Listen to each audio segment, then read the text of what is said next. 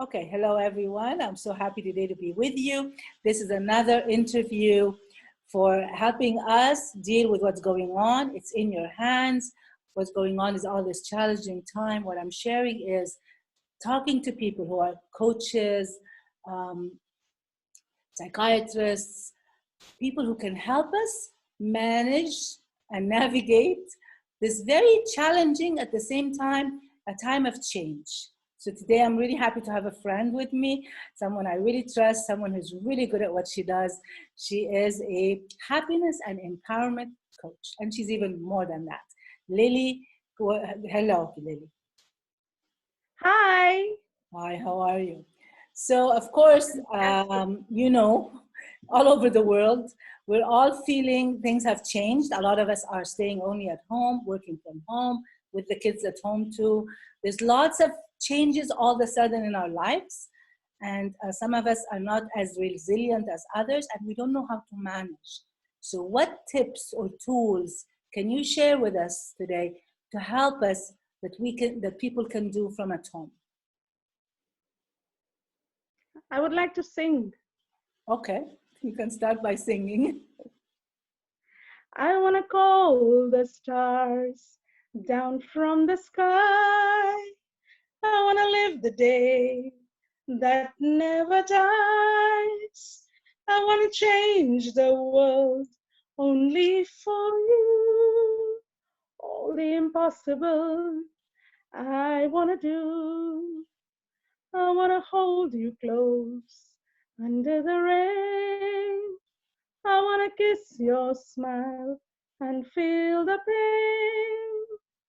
I know what's beautiful looking at you. In a world of lies, you are the truth. And baby, every time you touch me, I become a hero.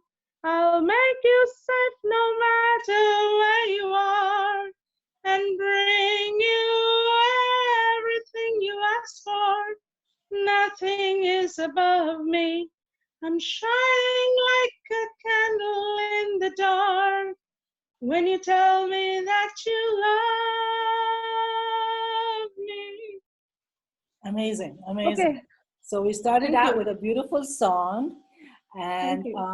tell us more. What else can we do, or share with me? So, this is the song that has always inspired me. I love singing this song. It's very, this is something that Diana Ross initially sang for her children many years ago. And then, of course, she sang again with Westlife. And I used to also sing for my granddaughter. And I would enjoy doing that. This is, for me, an empowerment song to a small little angel, to children that we sing. But then while singing it, I also realized over the years while singing it, I also realized that how much can we be for ourselves?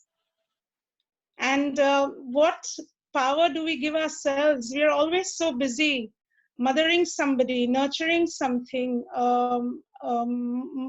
be taking care, healing everybody else. How much are we doing that for ourselves? So, I didn't know what I was going to talk about, but I definitely, this song kept coming from the time we spoke in the afternoon today, that I would like to sing this song. It's very inspirational. And the words, I want to call the stars down from the sky. Um, I remember whenever there is a pollution, there's a lot of light pollution in the city, and I can never see the stars. Many a times I drive up to the towards the desert or on the highway, just to actually look at the twinkling stars. Literally, I used to have a group a few years ago that we would go, stargazing, and we would camp and things like that. How much are we doing that? Now we can hear the birds, what people are saying, which is true, because pollution has slowed down. The roads are empty. Today a friend of mine sent me a video from Bombay of Marine Drive. Marine Drive is just that. On the road, at the beach, it's a long drive.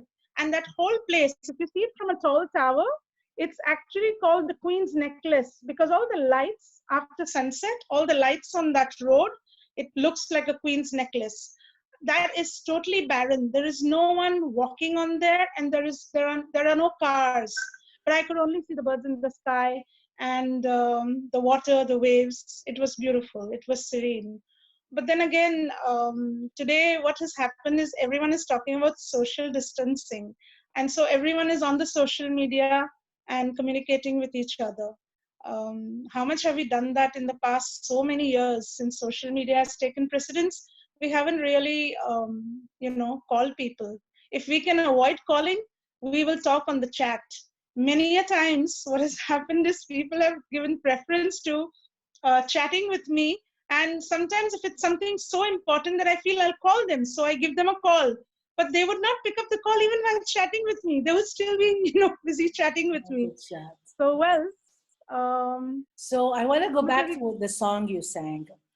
So is that something people can do to relieve themselves or to be more in touch with who they are? How can they use songs and in the house, maybe with their kids, with whoever's at home? How can they use that to empower themselves in this period? Can you elaborate on that?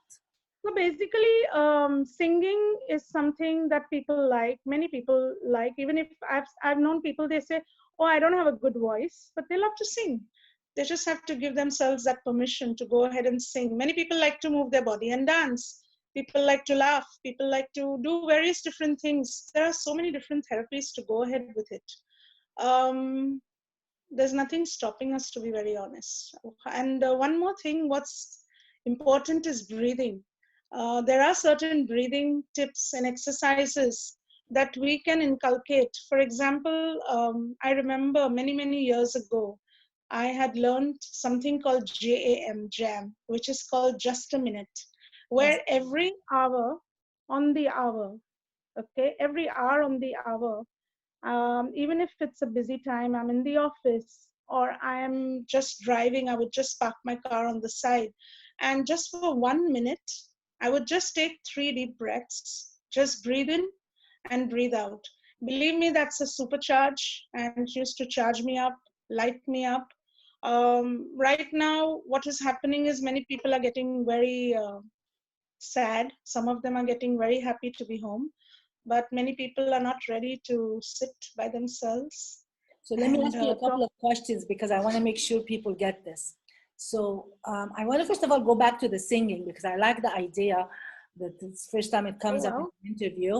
The idea of why not have some fun, maybe have a little small party at home, maybe let all of us sing whatever we like. Let's do that. Let's do that on the social media. Yes. Yeah, even without the social media at home, like a total, I'm thinking like this is a huge stress relief. Maybe we could do together a song. So that would be an amazing activity for families because they're home with their kids and at home anyway, they have a lot of time. Or yeah, just bring in that fun part. I love it because it's the happiness part. So I want to say that. And then I wanted to ask you about the breathing. You said for a minute, and then you said take like 3 breaths. So is it a whole minute or just 3 breaths is enough? Basically, you take in a deep breath where you balloon up your stomach. Okay, so it's like you're ballooning up your stomach. When you're inhaling, it's like a balloon that you're ballooning up your stomach, and then you slowly exhale out and you flatten your stomach. So you do these 3 deep breaths. Whenever I'm stressed out or people are talking nonsense, I just do that. I just sit by myself and I take just 3 deep breaths and I'm charged again. I've been doing that for years. For years. This is like a recharge mantra. So you said this would be good to do every single hour, like on the hour. Yes, I have done that and that has really changed a lot. So what does the breathing do for us? What does breathing do for us? Knowledge for people that don't know. What does the breathing do for us? Have you seen a baby's breath? Excuse me? Have you seen a baby's breath? Okay, the baby. Sure. Okay, so when you will see a baby sleeping, they are breathing the right way, and they inhale with their stomach out, and they exhale with their flattening their stomach. And many a times you'll see them breathing very fast while they are sleeping. Um, Breath is something that is closest to us in our physical body. And that is not something that we look at. We take it for granted. We don't worry about it because it's a given. But yet we worry about everything around us and outside of us, which is not in our power, which is not in our control, which is controlled by some other person or someone else outside of us. And we give power to that. So if we come back to our breath, and by the way, there are certain breathing exercises in yoga which are known as pranayama, which when done, it actually is like an immune boosting exercise. Okay. Now, our feet, you've heard of reflexology. Yes, of course. So our feet have all the organs on it. At the sole of our feet, there are points that is related to specific organs. When pressed, it eliminates the toxins. Sometimes on certain parts of our feet, on the toes at the back, on the soles, we feel pain because certain parts of our body is neglected. We are not looking at it, or it's intense, it's painful. So the best exercise right now, I would suggest, it is something that I suggest. If you do it or you don't do it, it's a choice.